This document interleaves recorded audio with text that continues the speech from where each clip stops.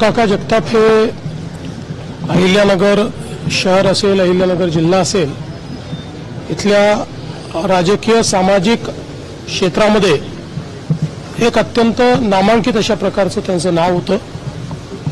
अनेक वर्ष या जिल्ह्यामध्ये आणि या शहरामध्ये त्यांनी राजकीय सामाजिक दृष्ट्या नेतृत्व केलं, अनेक नेते देखील घडवले।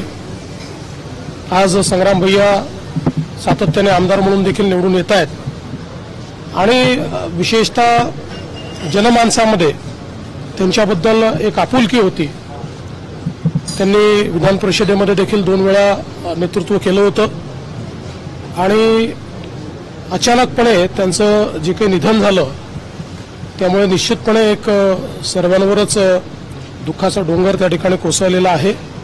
ते मी आज कुटुंबियांचं सांत्वन करण्याकरता आणि त्यांना श्रद्धांजली अर्पण करण्याकरता या ठिकाणी मी आलो होतो आणि निश्चितपणे आता त्यांचं जे काही कार्य आहे ते संग्राम भैया पुढे नेतील हा मला विश्वास आहे।